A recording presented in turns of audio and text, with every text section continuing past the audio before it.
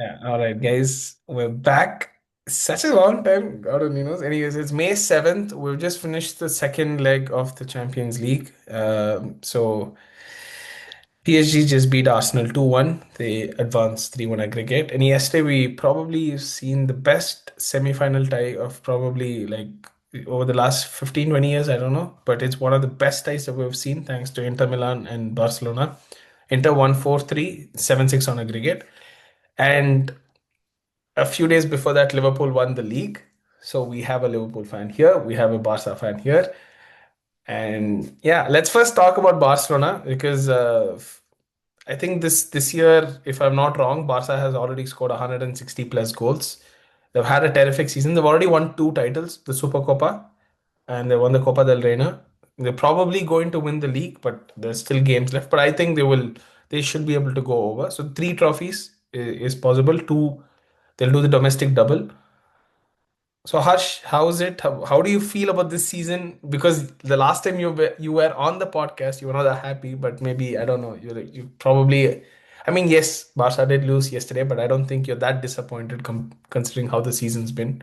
How do you feel? Like, Yeah, bro. I mean, the last time I was on the pod, and between then and now, it's just like two different teams altogether, and it just feels so. It feels very surreal. I'll say that because like the last 24 hours have been very weird.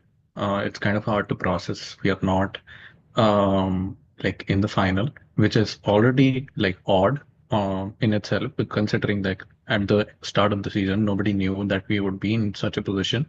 I mean, at the start of the season, if you had told me that we would be like competing for four titles, like let alone one, that is just like a crazy notion in itself. And I am sad. I'm not disappointed, but I am sad because this is like the amount of hurt that I feel from this particular loss is like more than Roma and Field 8 to like all of them combined. The amount of hurt I feel is so much because like this is we yesterday we didn't lose on merit. The other times we did.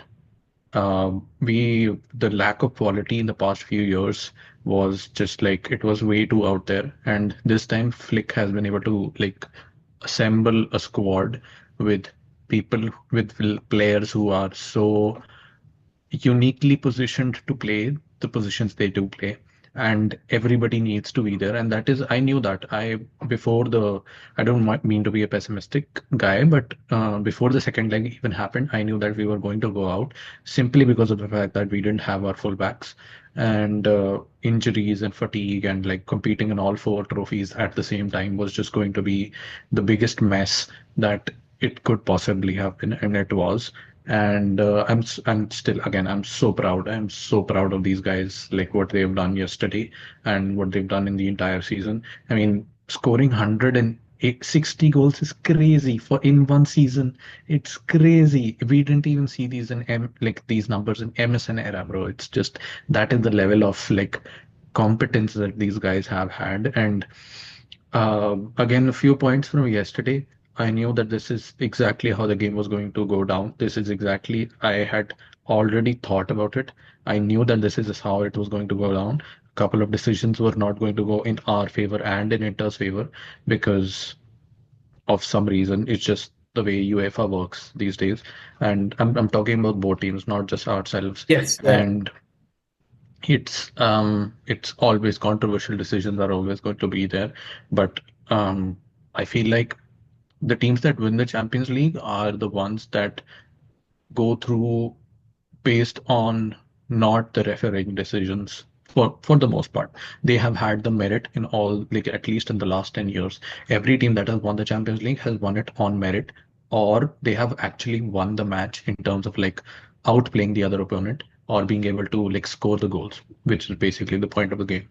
And again, it's just congratulations to Inter. I hope they do win it. I genuinely do. Inzaghi's work is incredible, and I think we were speaking about this before the podcast as well. That their bench strength is like like it's not better than Barcelona, but it's still there, and they had it, and we didn't, and that is the difference maker.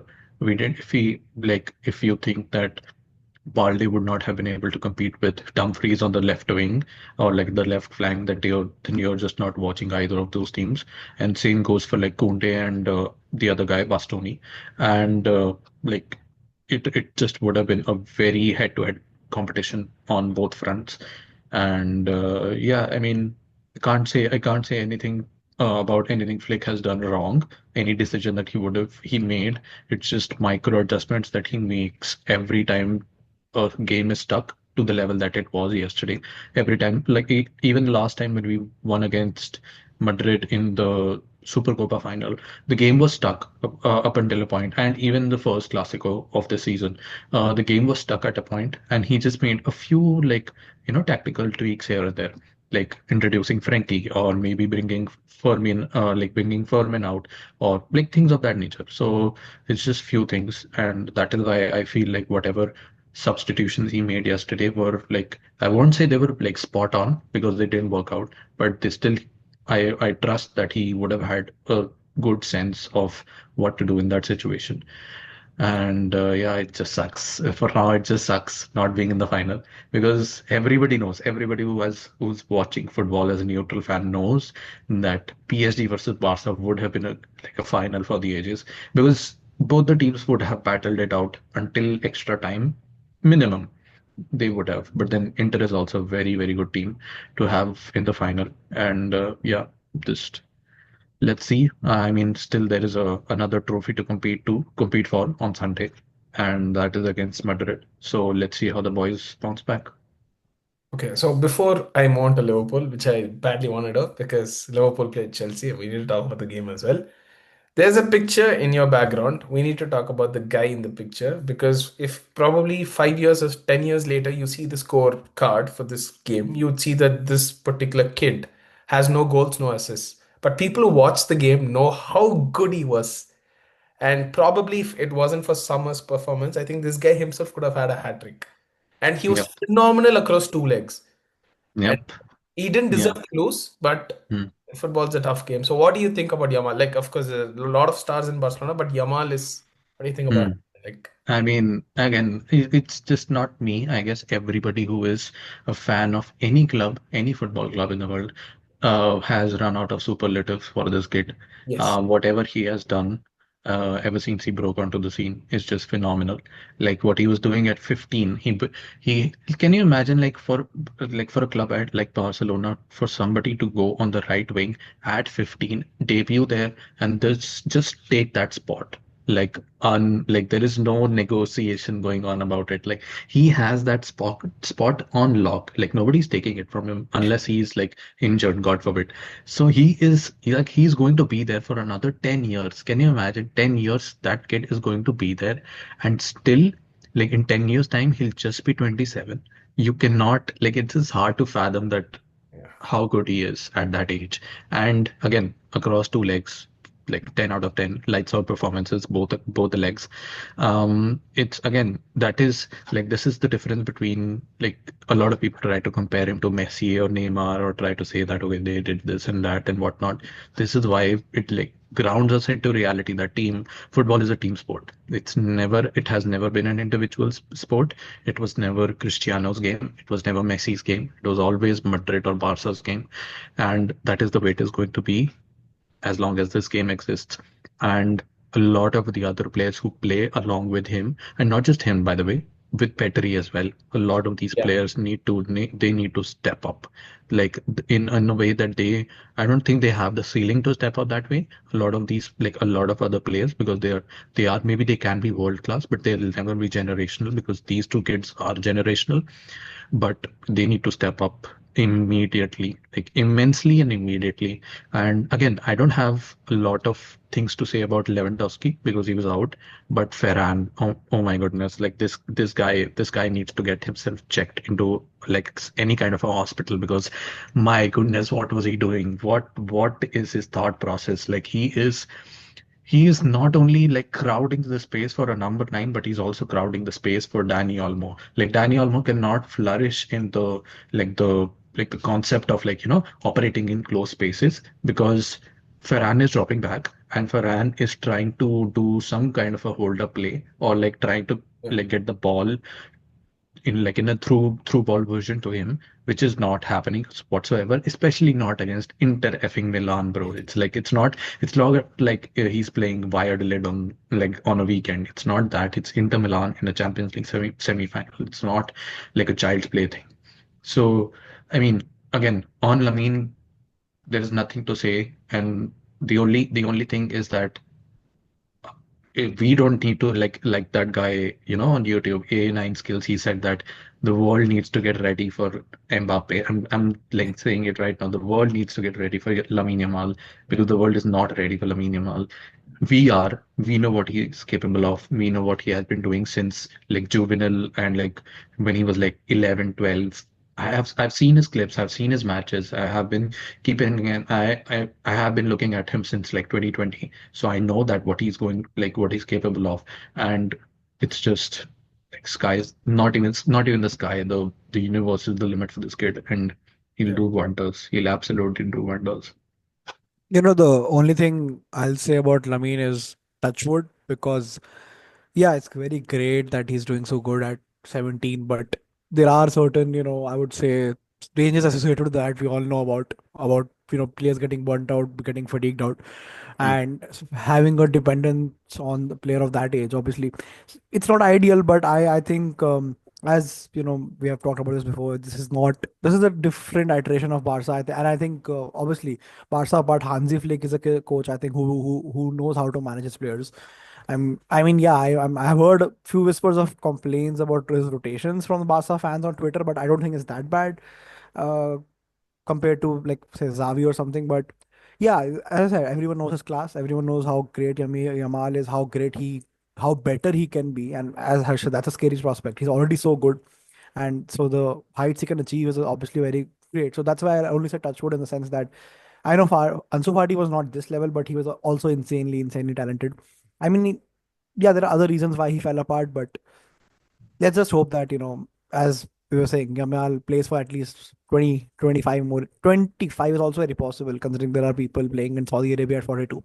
But it's so, yeah, at least 20 years. So, mm, and I agree with Harsh. I don't think Flick did anything wrong yesterday.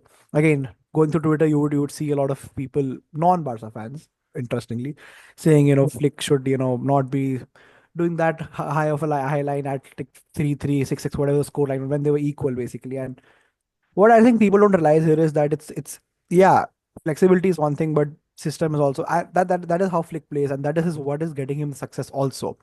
So there'll always be failures. It's his first season. Okay, and at Klopp and Flick are very not different, but they have their fair share of similarities, that people just calling them stubborn.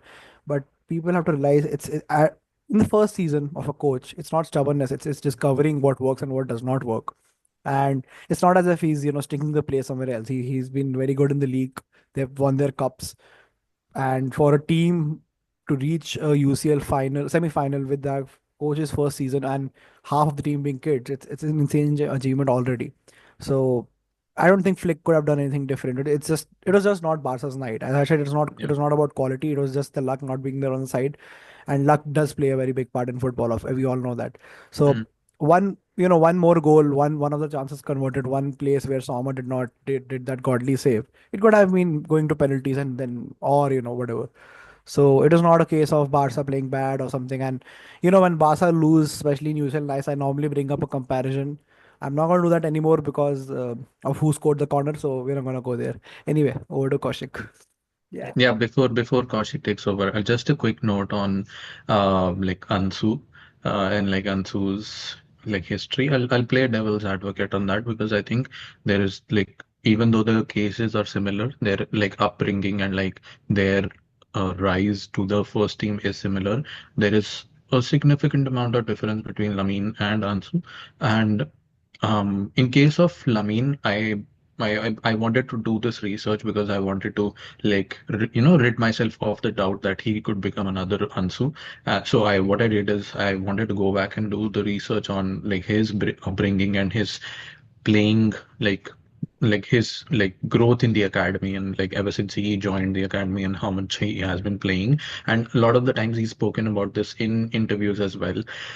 This kid has been playing like 90 minutes or however many minutes like young players, youth players play in their particular settings. This kid has been playing full, like I would say the full amount of minutes for as long as early as 10, 9, 10, 11 years old.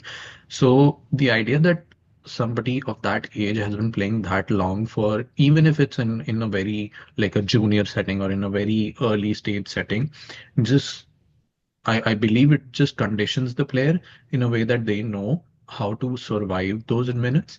And once you're conditioned to the idea of playing for that long period of time, again, if you look at the amount of time he has already played across the 100 games that he just hit his 100th appearance mark in like first leg.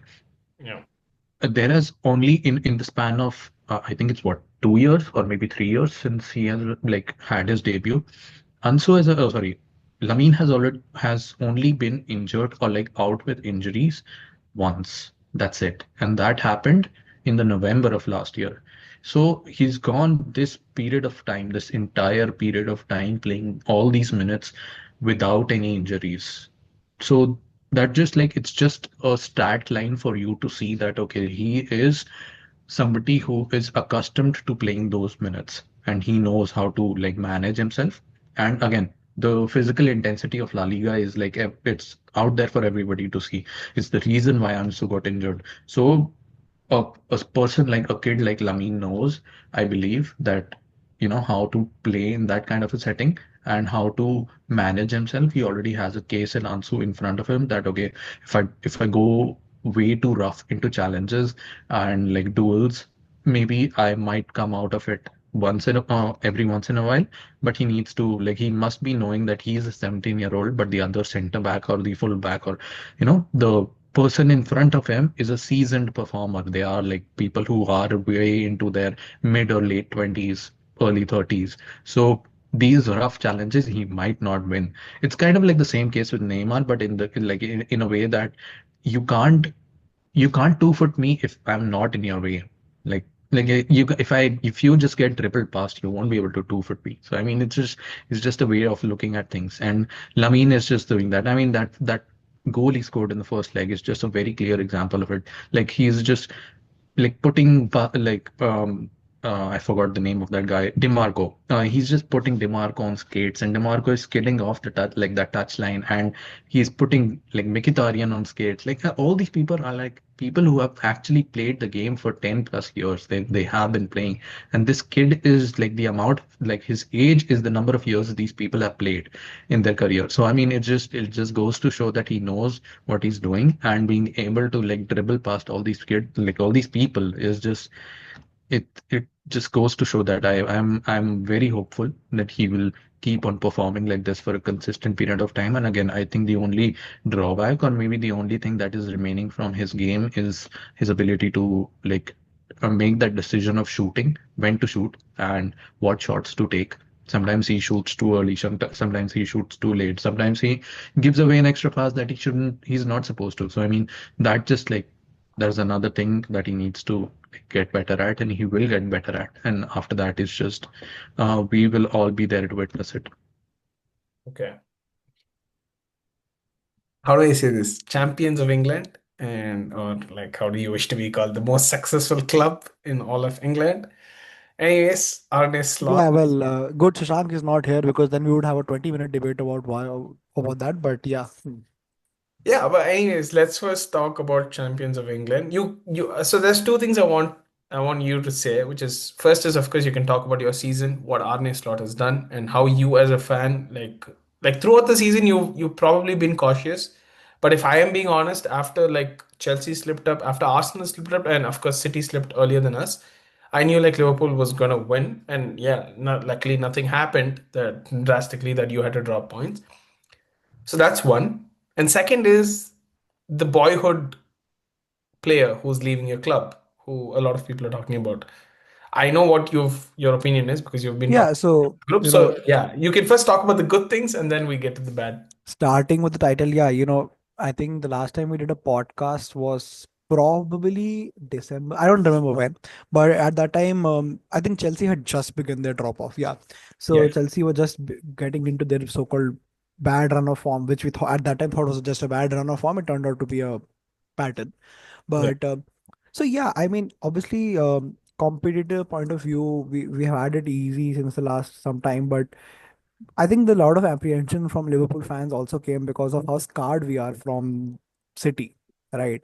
And I have always talked about how Arsenal is obviously not City, but at the end of the day, we have lost the league twice by 1 point, and both of the seasons were where we scored more than 90 points. Okay, once we I think scored 97 points. So yeah, so I think it's a lot of trauma for that's why we tended to be a little on the safer side. You know that Arsenal can still catch up. Arsenal can still catch up. Yeah, and honestly, I think for a team like City, for example, when in the prime, not this season, a gap of let's say, I think there was at a time there was 8 points, but with Arsenal having a game in hand, so technically 5 points, we assume the game in hand is a win for the opposing team.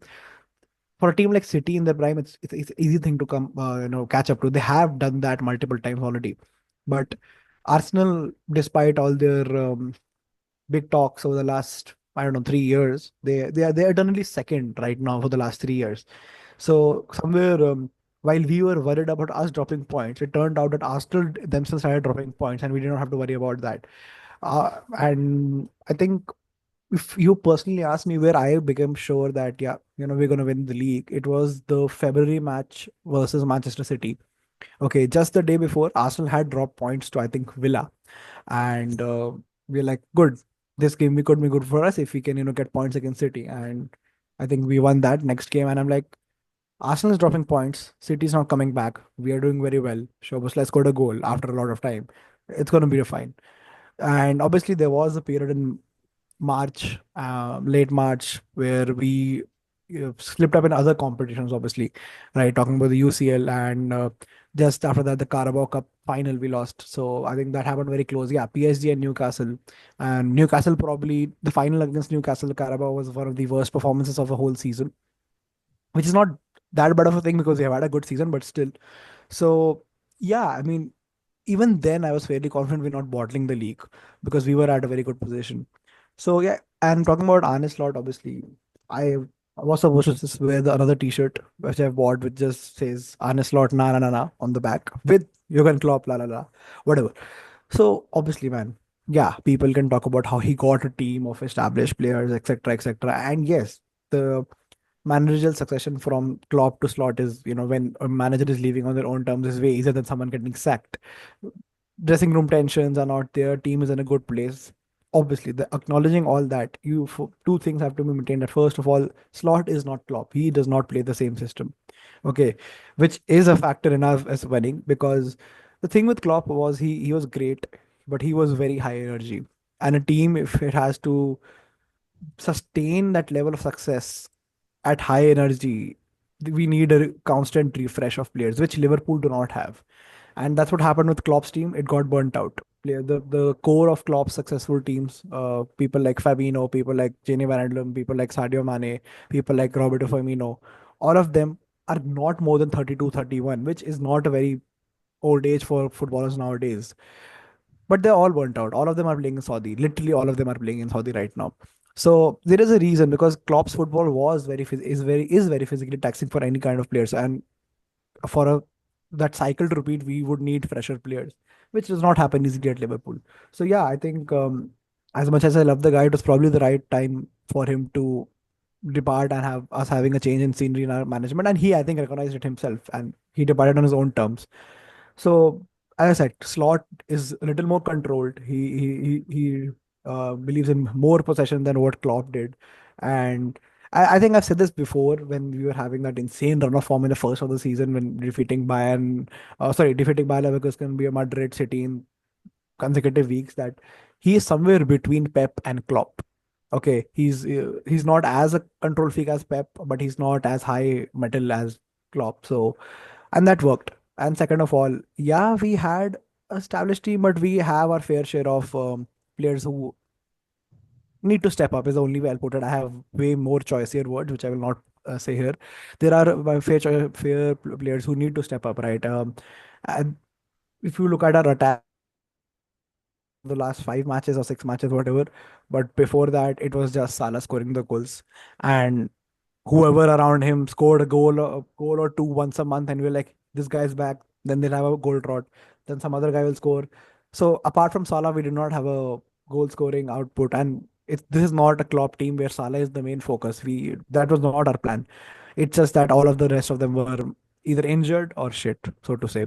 And same with midfield. Our starting midfield of Szoboszlai, McAllister, and Gravenberch really great. Really love what Slot did with Gravenberch. No one had any confidence in him before the season. No one thought he could play as a number six. All of those doubts answered. But again, depth. We have Curtis Jones who can play in certain situations. Apart from that, apparently Slot does not trust in Harvey Elliott that much. Endo is obviously only a stopgap. The so-called finisher in football, whatever we have, he'll come for 5 minutes, tackle everyone, ensure we don't lose. So we don't have, again, midfield, lack of midfield. So we have our fair share of squad problems. Robertson, for example, is just aging. He's not good enough. Simicas is average right now. So, and obviously, centre backs, it depends. Konate is very injury prone. We do not have enough good backups for it. So considering the squad Slot has had, yes, he had the services of someone like Mo Salah, someone like Allison, someone like Van Dijk, no doubt. But he also did not make any signings this summer coming in. He made one signing, Federico Chiesa, which does not count because he's played. He's I played. He just got his fifth appearance to get him that medal, and none of his Premier League appearances have been more than 10 minutes. So you can understand how well he's accustomed to the team or whatever. So I would not like to downplay Slot's achievement by saying he came into a very well set team and everything. And that's actually a positive sign on Liverpool. We could manage the transition so well.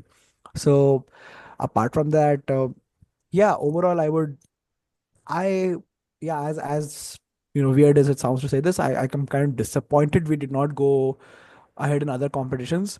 I mean, yeah, I just saw PSG. PSG is a great team, no doubt. But if we remember, we lost on penalties, and everyone who has lost on penalties knows it's a very 50-50 game when it's come to penalties. It's a lottery. Penalty shootouts are just literally a lottery. So, and I'm fairly confident if we had qualified from there, we would have beaten Arsenal also. So, yeah, we could have gotten ahead in the UCL. We could probably have done better in the cup, but fuck that. Number 20 is here. Number 20 officially makes us the most successful club in England, despite what Shashank might want to argue.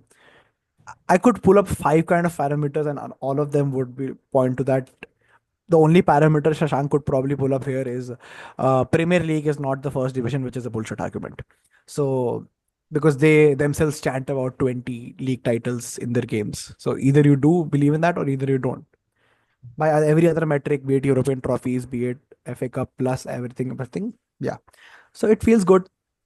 That was the good part. The bad part, obviously, we were talking about a certain player leaving. So I think I've said this before. All bias apart, I do not hate that guy. All bias apart, I do not wish bad on that guy. Obviously, that is. I'm not. At the end of the day, it's also a football fan talking, right? So I'm not that bad anyway. But they were the factors I was explaining to you yesterday. Local lad, obviously a generational talent according to me. Someone who is very, very, very, very beloved and loved by the fan base, not just the local fan base, which is of course a thing, but the international fan base as such too, right? Apart from that, he just won the league. So there are multiple factors which make me a little, people will be like, yeah, if you had a choice to go somewhere in your career which you feel were better, would you not go? I would. No one's denying that. But first of all, when you're talking to football fans, you have to realize they are obviously going to talk with emotions of a football fan. They are not going to be like completely logical about things. And second of all, I don't think they are comparable situations. Okay, why do we leave a job to get a better pay raise? He was getting a better pay raise here than Madrid, but we could go into those things, but that's irrelevant. So my overall feeling of here is of obviously of disappointment because I'm not gonna go as far as banter up are gonna call him a snake or something, but I do feel a little betrayed by that, not because he chose to go to Madrid or not because he chose to leave Liverpool, but if you look at all the people who have left Liverpool, they have either left because he was shit at that time, we were not winning anything, and they felt they would better win trophy somewhere else, which is not the point right now, or people we had clubs like Barcelona ready to pay 120 million for Felipe Coutinho, which is also works for me, man. We got 120 million, and from those that money we got Van Dijk and Allison. So it's also the fact that he's leaving on a free, right? So there are multiple factors that obviously has led to a wave of anger, so called, from Liverpool fans about Trent. No one actually hates him. No one, apart from the Twitter trolls, no one wants him to get a career-ending injury or anything like that bullshit.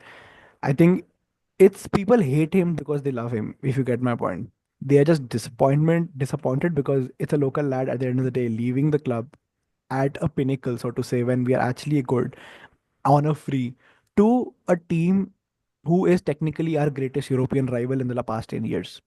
And I use the word rival very loosely because we always lose to them. That's not a rivalry, that's just called whatever, right? So that actually makes it worse because one of the games we did lose to them, Trent was kind of at fault, right? You would not obviously decipher every game like that, but now we talk about it. The 2022 UCL final, Vinicius goal, Trent was at fault. No one is going to blame him for that. But my point is, he has played those games also. He has suffered those defeats also, and you know. So, but at the end of the day, he has made his choice, and he's going to go to Madrid. Whatever, we have to deal with it. My only issue, apart from losing a player of caliber of Trent, is that we need to replace him. And the question is, how do you replace Trent? Which is not a simple thing to do because he's not just a right back for us. More of us, he was be a creative outlet for us. And even this season, games where Trent was missing, we did miss a bit of the creative spark. And I think the most common solution people believe will happen is probably signing a number 10 who can do that role instead, because yeah, you're not going to get a right back with the creativity of Trent. People have mentioned multiple names, but I do not think those would be suitable replacements either, because they're defensively worse than Trent, which is a very big thing. Because now I can freely admit Trent was not that great of a defender. He was a above average defender, or they are attackingly now not that great as Trent. So I think it's like Madrid trying to replace Cruz's creativity with Trent at right back. We need to do the reverse of that. That we need to replace his creativity with a attacking midfielder, a number 10. And I know it won't happen. I know those are rumors. It's some random page reporting it. But I would love if KDB came to Liverpool. Won't happen, I know. But there was literally 10 minutes ago, I just saw that Twitter rumor from a semi-reliable page about how Liverpool have offered KDB something. So I know it will never happen in my wildest dreams, but if it does, I love it because it will be a stopgap solution. Of course, KDB is getting old. He's gotten injury prone and everything, but caliber is caliber. KDB is KDB, man. So yeah, Okay, so we have roughly 5 minutes left. Let's talk about Chelsea. Okay, fine. So, I mean, not much to talk about Chelsea because the season is not like how I expected it to go. Uh, Chelsea's highest point is defeating the champions of England, but yeah, yeah, of course. This is defeating I mean, it's defeating the champions of England who probably were drunk to their toes. But, anyways, like, yeah, we lost cups, which not like, to be honest, I think at least we should have gone a little further, but it's okay. What I can say is the Carabao Cup that we lost to the champions. So at least like it's fuck. my question, Kaushik, is why do you think you fell off so hard in the second half of the season? Like Yeah, first half, you guys were going so good. Second half, what happened? exactly. We in fact had a podcast, I think, right before I think when we were like 2 points off Liverpool and Liverpool had a game in hand. Bro, and I just don't understand. And the baffling part is on paper the fixtures that we dropped points weren't bad. We dropped points to teams like Fulham. Everton wasn't that good at that point. They sacked their manager later. So these were things which I don't understand what actually really happened. But anyways, like okay, cup's gone. Conference League is another thing. It's an easy competition, and we're performing like how we're supposed to perform. We lost a Conference League game, which like by our standards is miserable. But then again, like at least something's better than nothing. So I have to take anything that comes. Hopefully, Conference League we go to the finals. We play Real Betis because right now they're leading the leg versus Fiorentina. So most likely we'll play. And Real Betis is probably one of the most informed teams. So I hope it'll be a good final, but I still think on paper we're better. So that aside, I think the league, if we don't finish top five, it's going to be disappointing. I mean, we beat Liverpool, okay, great. The team is in a good position. Cole Palmer's back, all of that, blah blah blah. If we don't finish fifth or above, it's going to be disappointing. And the only one thing that I would like to say is when Tuchel came in, he said, why should we be talking about competing in 2 years? We need to compete now. Whereas Maresca has been telling that, oh, what we're doing now is better. Of course, I understand Maresca's mentality, but end of the day, Chelsea is supposed to be playing in the Champions League. Of course, we're not going to win Champions League if we play, but we have to be playing in that competition. No, for the amount of money that you're putting in, the bare minimum is to compete in that competition. I believe it's just a I think it's common between us three now that it's just a German thing, like a German coach thing, that it's just I think he said it for the Klopp and you said it right now for Tuchel and I'm going through it with Flick, which is just that the amount of high intensity stuff that the players are going through or like they have gone through. I mean, like across all three teams in very weirdly different ways. All three of our teams have gone through like extremely rigorous like campaigns to win what we did. Klopp's teams have gone through so many different things and they had to overcome the challenge of Pep's man like prime Man City. Same with your like Tuchel's Chelsea, and right now same with Flick. Flick was competing on four fronts with a team that did not have squad depth by any means, and that is exactly what ended up happening. Like that is the reason why we are not in the final. So I mean, it's just maybe it's just a German manager thing to like Yeah, be so intensive. and I think there are still Okay, if you remember Kaushik Tuchel's under Tuchel, one of your best players was probably Reece James, and right now Reece James is a cameo appearance in this whole season Hang because on. of his injury issues and everything. And I think I'm not blaming Tuchel for it, but yeah, there is that point that German managers are usually a little high intensity, and I think if your team has a German manager, you better have a good score bench strength because you won't need to rotate, right? We have seen players being burnt out quickly under German managers. Take it, be it Reese, be it players like Fabinho, or be it players like Sadio Mane and everything. So that is why I talked about Yamal probably needing a breather at times, which Barca do not have the luxury right now. Uh, I mean, yeah, they do technically, but I mean, even Hirsch would agree that when that happens, when it's rotated, the quality falls off. Right. I'm not saying the backup will ever be as good as the first starter, but at least 70 to 80%. And as far as seen, it's probably Ferran Torres playing at right wing Yeah, I when mean Lamine those Yamal things is are like not. things we need to address in the off season, like when the transfer window comes around. So yeah, I mean we'll see what Same with us. happens. We need a Salah backup, which who can be a backup to Salah. So yeah, Okay, less than a minute. What are your expectations for end of the season? How do you wish your club should finish? Harsh and then Vibhas. there Domestic there are no treble, more expectations for me. So yeah, domestic treble at least. So it just silver lining on the season. Okay. For us, Kaushik, like what about you? top five finish, that's all. And probably Conference League, but like, bro, but I prefer top five finish over Conference League actually, because that means we play the Champions Yeah, League. Conference League gets you Yeah. Europa. Yeah. You top five gets you UCL. So yeah, Yeah. understandable. All right, guys, fine. See ya. Yeah. Okay, Bye see. bye. Yeah. Bye.